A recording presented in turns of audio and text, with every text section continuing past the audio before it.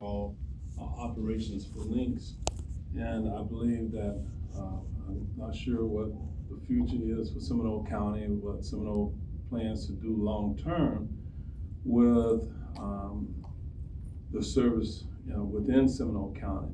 But if Seminole, desires to move towards some other alternative service other than Lynx, I think that, there has to be a discussion at some point about the governance structure that remains within Lynx. I don't know what that means today, but obviously as the major contributor to the overall budget here, I just want to make certain that as Orange County's representative on this body, that we have an appropriate stake in our own financial future, if that makes sense to you.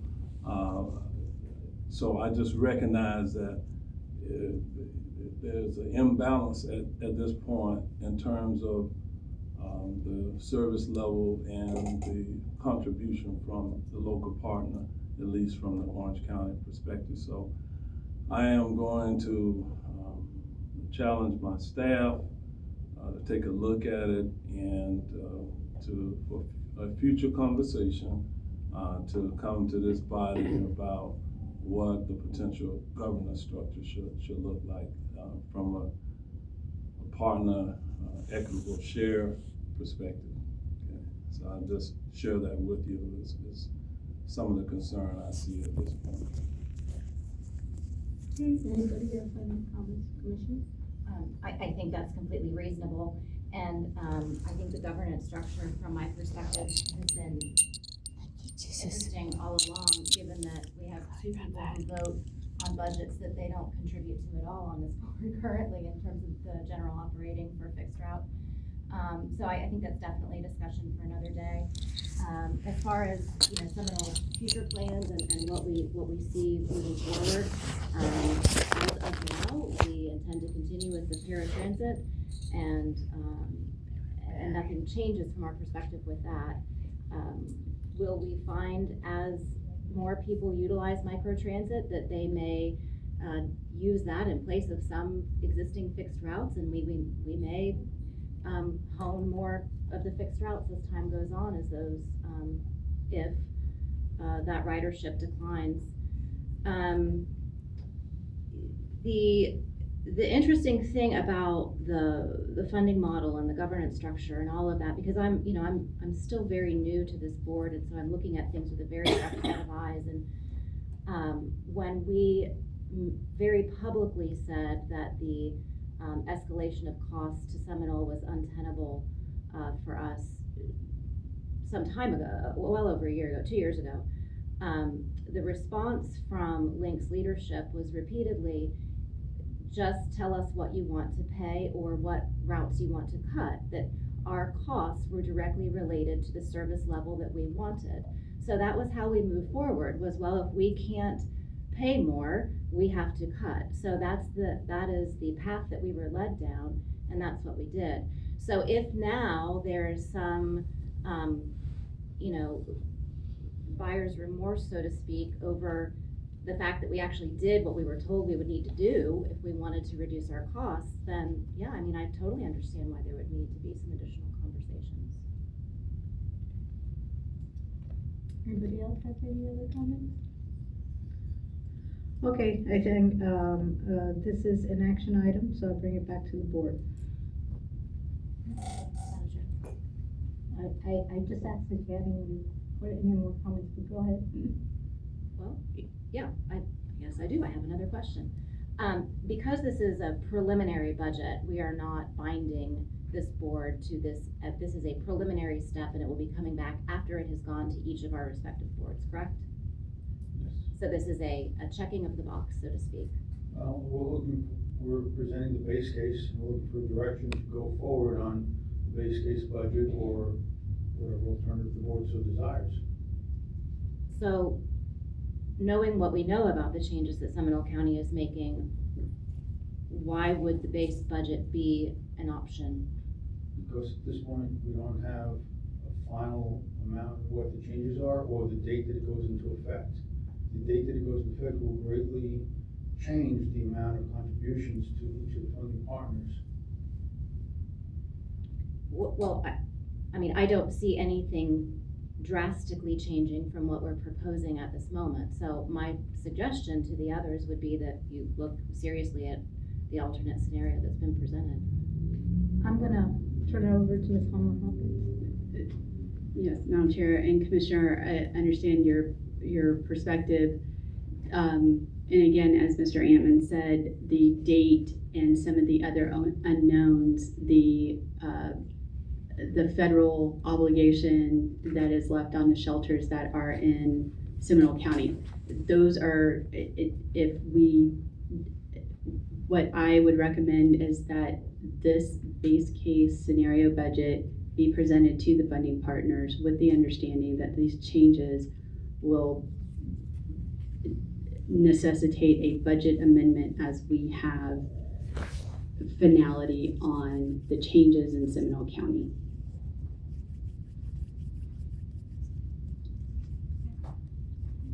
Do you have anything else there? I like to reserve the right. Yes, Madam Chair, I have a question. Well, we were about to go to vote, so I just wanted to know before we went to vote. I do have a question after listening to the conversations. And I guess the question is for the CEO. If this body did not move to approve sending this on today, what impact would that have on the budgeting process, with the understanding that staff is certainly here, they've seen the numbers. So the next step in my mind would be an official sending of those numbers to the partners. And it seems pretty clear that it's going to be a different number that is ultimately going to be sought for approval. So help me understand the value of making that official step today. What sort of consequences with the budgetary process might we encounter? So because the funding partners are currently going through their budget development process, they need some certainty on what the number is, with the understanding that it will change. And if and when it does change, bringing that back to the board, and how do we deal and find the cuts for Orange and Osceola County. Like I said, flexing out additional preventative maintenance dollars. One way or the other, the budget could change. So this base case is based on what we have been doing for the last 4 budget cycles, as well as the regional funding model, staying on the model, with what Mr. Antman said about the preventative maintenance remaining at 6.8 million for right now. But additional preventative maintenance could be used. And then as we develop the FY27 budget, we will have some more certainty on what that is from Seminole County. Thank you. Anybody else before we go to vote? Okay, I bring it back, which is again, the approval of the fiscal year 2026 preliminary operating budget base case. I'll bring that back to the board. Move approval. We have a motion for approval by Mayor Dyer. Do we have a second?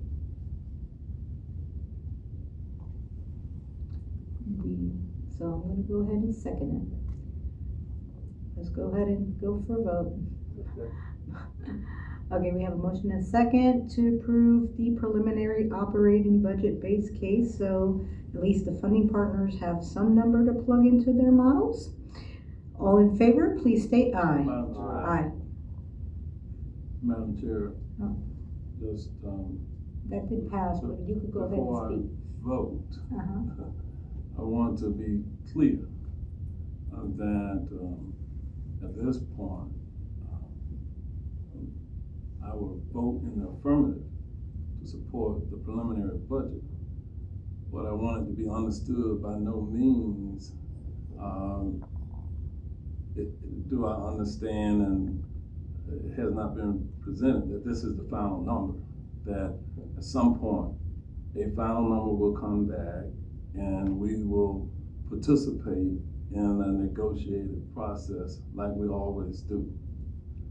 If that is understood for the other members of the board, I just want to make certain that they understand the position that I am taking on behalf of Orange County at this point. Okay? Yes, sir. All right, so that motion, for the record, did pass. Next, we'll move on to the approval of the fiscal year 2026 preliminary capital budget.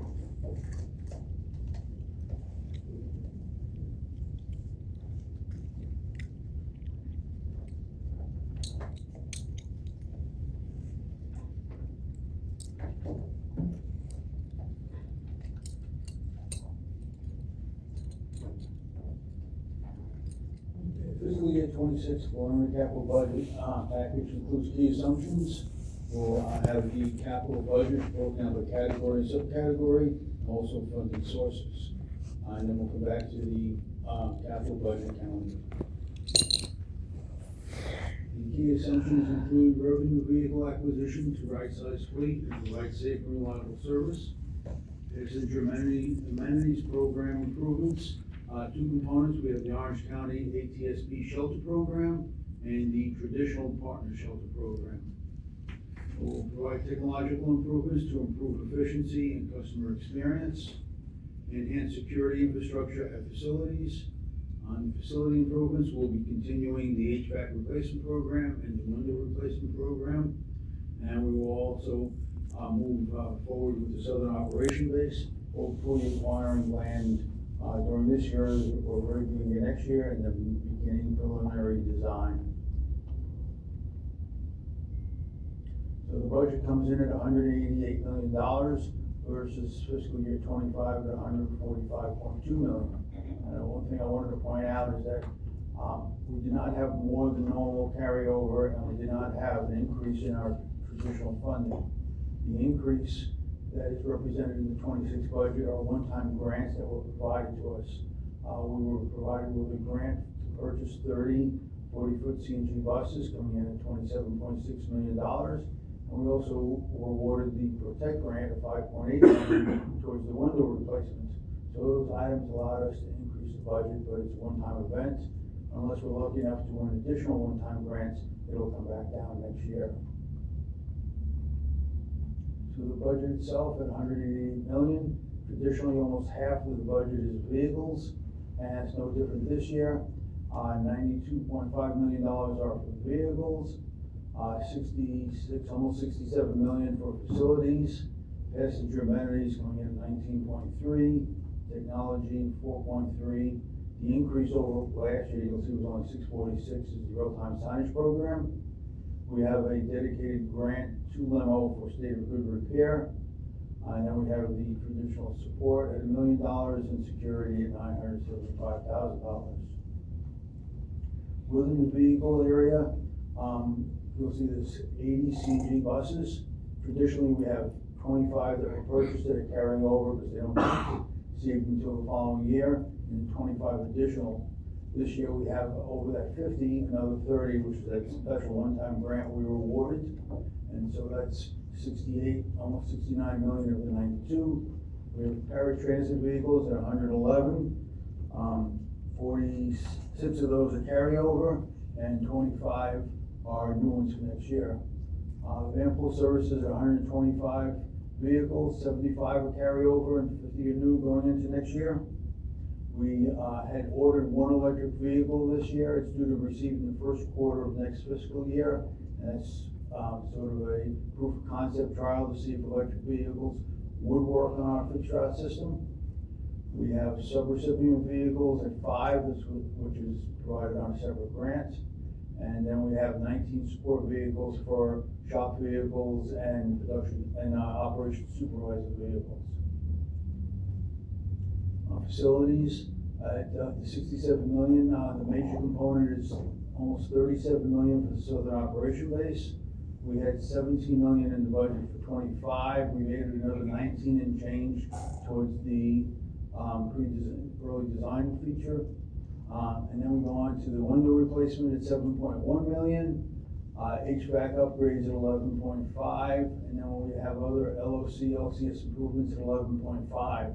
The three major pieces of those other improvements are over at our LOC facility. We have several areas where the concrete is 18 years old and sections are lifting and crumbling, and we need to replace several sections. We also have the restroom facilities there that are aging and need to be replenished. And over here at LCS, we want to convert 6 of our 40-foot bus bays into 4 60-foot bus bays to accommodate our Arctic vehicle fleet. On passenger amenities, out of the 19.3 million, 8.5 million is the Orange County ATSP program, and the balance is the traditional shelter program.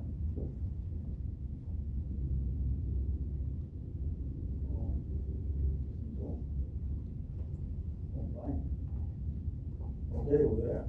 Sorry about that. Support, $1 million. It's all traditional equipment for facility support, vehicle maintenance, and some furniture and fixtures.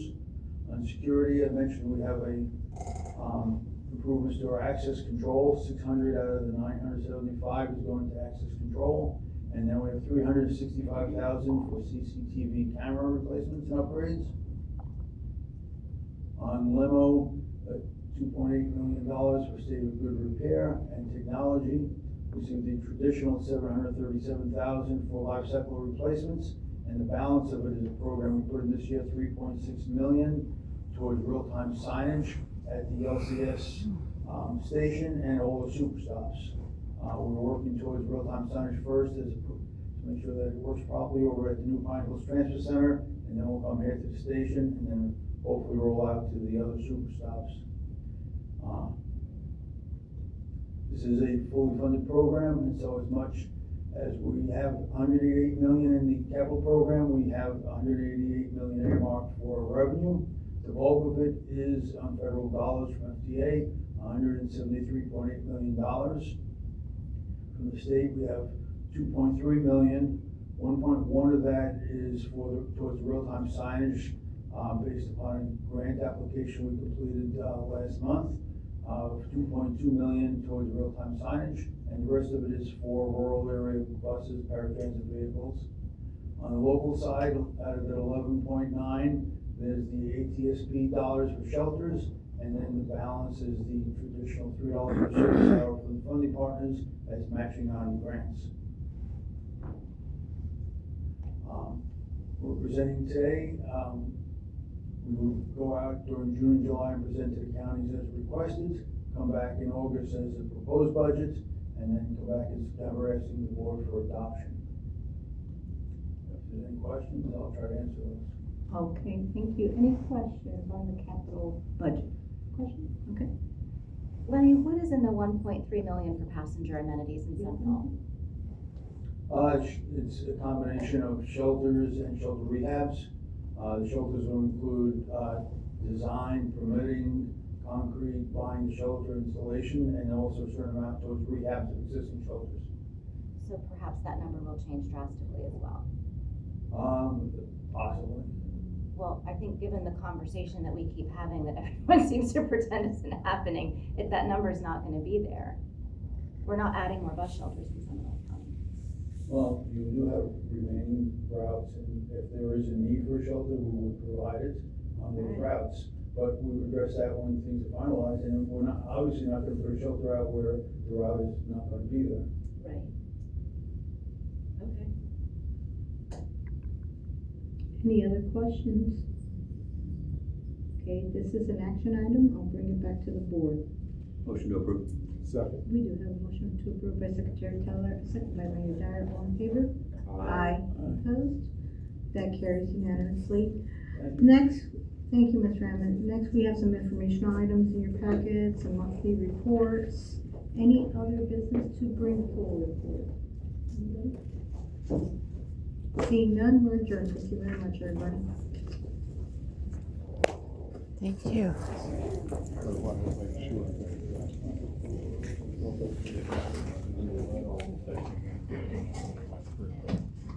Might change.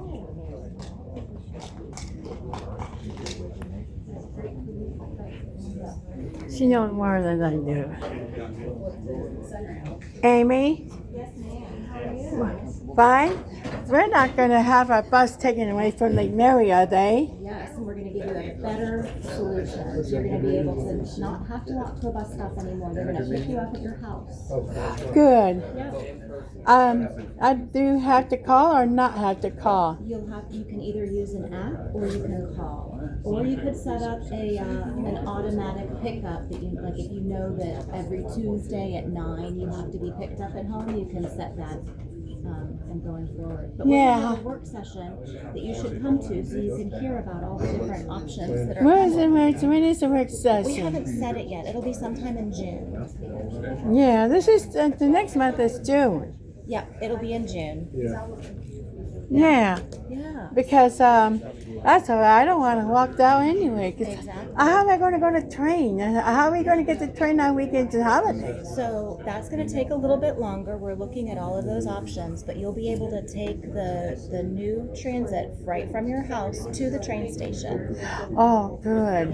Yeah, no more standing at bus stops. Hot and too cold.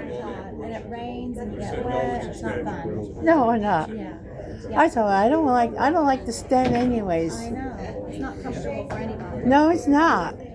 Amy, how am I gonna get that on my phone now? I mean, There will be an app you can download. You have the Sunrail app on your phone. It'll yeah, be like that. like that. It'll be like similar to that. Not What exactly. about the Access Plus? I need an Access Plus for the train. That's a bus. Oh, who was it that you were talking to about that? There was somebody that was helping you with that. Do you remember who it was? No, just like I could not remember who I was speaking to. With somebody was inviting me to go to this Abtech Universe today, Yeah. and this is the 22nd. I don't know. And I did not know what time it was. I had to stay out. I had to stay out of that. God bless you.